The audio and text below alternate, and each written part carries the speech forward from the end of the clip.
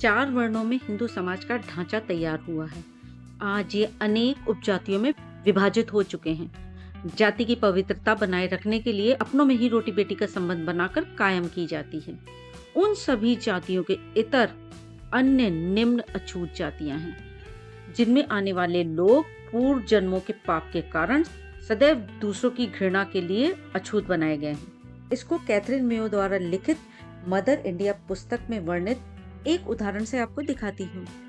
अंत तक बने रहिएगा दोस्तों, और इसे लाइक शेयर सब्सक्राइब जरूर कर दीजिएगा ताकि मनोबल बढ़ सके आगे के वीडियोस बनाने का।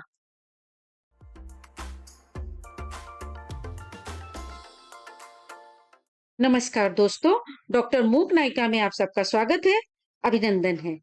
भारत को जाति प्रधान और पुरुष प्रधान देश बनाए रखने के लिए तमाम ब्राह्मण ग्रंथों ने महत्वपूर्ण भूमिका निभाई है।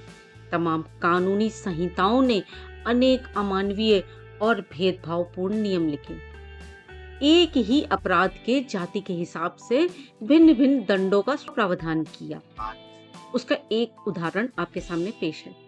जिस कानून के तहत इन अभागों को उनके भाग्य का दंड मिलता था। भगवत ग्रंथ में ब्राह्मणों की हत्या के संबंध में यह आज्ञा दी गई है, जो भी ब्राह्मण की हत्या का दोषी होगा वह अपनी मृत्यु के बाद टट्टी खाने वाले कीड़े के रूप में जन्म लेता है। बहुत काल तक उसमें रहने के बाद उसका पुनर्जन्म पारिया जाति में होगा और इसी अछूत जाति के रूप में वह जाना जाएगा। और गाय के शरीर पर जितने बाल हैं उससे 4 गुना वर्षों तक वह अंधा रहेगा, और जब तक वह 40,000 ब्राह्मणों को भोजन नहीं कराएगा उसे उसके पाप से मुक्ति नहीं मिल सकती। और यदि ब्राह्मण शूद्र की हत्या करता है तो उसके लिए उसकी हत्या के पाप से मुक्त होने के लिए केवल गायत्री मंत्र का 100 बार जाप करना पर्याप्त होगा। इस प्रकार शास्त्र शूद्र और ब्राह्मण दोनों की स्थिति के अंतर को दर्शाते हैं। मुझे एक बार उत्तर पूर्वी भारतीय शहर में एक बाल कल्याण केंद्र को देखने का अवसर मिला था। वहां मैंने पहली बार ये जाना कि अस्पृश्यता के सिद्धांत का मतलब क्या होता है और एक मनुष्य दूसरे मनुष्य के साथ कितनी अमानवीयता कर सकता है। वह एक सार्वजनिक स्वास्थ्य केंद्र था जहां भारतीय स्त्रियों की भीड़ थी। वे सभी वहां अपने शिशुओं को लेकर अंग्रेज महिला नर्स के पास स्वास्थ्य परीक्षण के लिए आई थी। उन सबके प्रति महिला नर्स का व्यवहार ऐसा था जैसे एक समझदार और प्यारी माँ का अपने बच्चों के प्रति होता है। आत्मविश्वास से भरा, स्नेहमयी और आशापूर्ण, और उसमें उनकी अपेक्षाएं भी शामिल थी। मैं दोपहर तक देखती रही कि उस अंग्रेज महिला ने बच्चों को नहलवाया, उनका वजन किया और परीक्षण किया, साधारण दवाइयां दी, उनके सवालों का जवाब दिया, उन्हें सलाह देते हुए दोस्ताना ढंग से उनका समाधान किया, उनकी हिम्मत बढ़ाई और प्रशंसा की।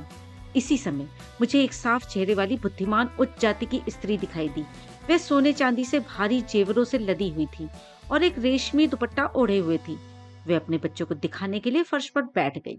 उसने एक पुराने कंबल के फटे हुए टुकड़े में से बच्चे को बाहर निकाला, जो एकमात्र वही उसकी पोशाक थी। उस नन्हे बच्चे के शरीर पर आधा सूखा और आधा गीला पखाना लगा हुआ दिखाई दे रहा था। मैंने अंग्रेज नर्स से कहा, मालूम होता है कि यह स्त्री अपने बच्चे के प्रति लापरवाह है। नर्स ने जवाब दिया, हम कोशिश करते हैं कि इस तरह की स्त्रियां अपने बच्चों के लिए पोतड़ों का प्रयोग किया करें, परंतु वे उनको खरीदना नहीं चाहती। वे उनको अपने आप धोती भी नहीं और ना ही वे पैसे देकर धोबी से धुलवाती हैं, जबकि इसके लिए वे सक्षम हैं। यह स्त्री कुलीन घर से है।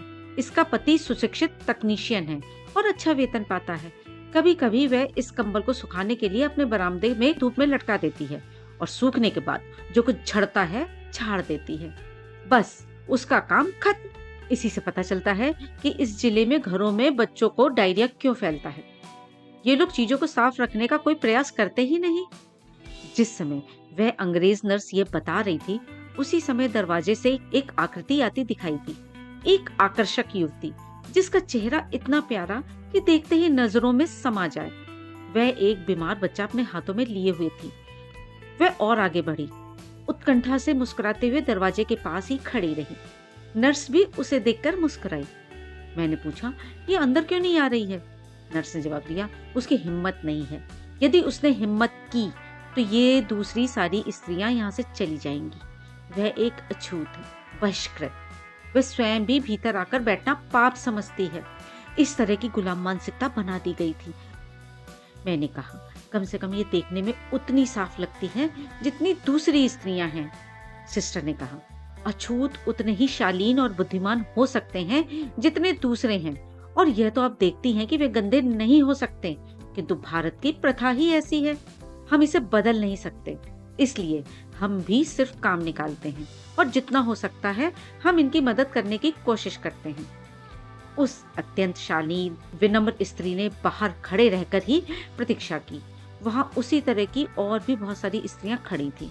उस अंग्रेज नर्स ने उन सबके पास जाकर सबके बच्चों को देखा, किसी को आंखों में लगाने के लिए ट्यूब दिया, किसी को खांसी का सिरप दिया, किसी की दुख भरी कहानी भी सुनी।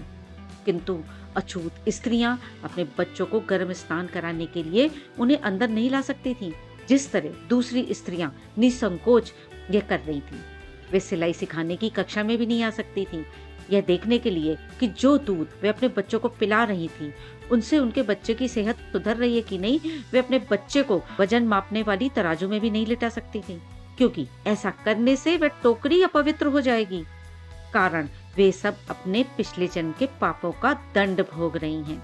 इसीलिए वे किसी की सहायता और सहानुभूति की भी पात्र नहीं हैं। आज मैं सोचती हूँ तो पाती हूँ कि पहले के लोगों में नैतिकता नहीं के बराबर थी।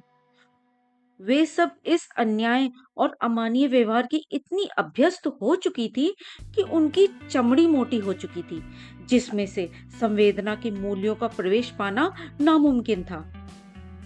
दोस्तों, आज का वीडियो मैं बस यही समाप्त करती हूँ। लाइक, शेयर, सब्सक्राइब जरूर कर दें और अपनी इस बहन का मनोबल बढ़ाएं। धन्यवाद। अपना ध्यान रखिएगा।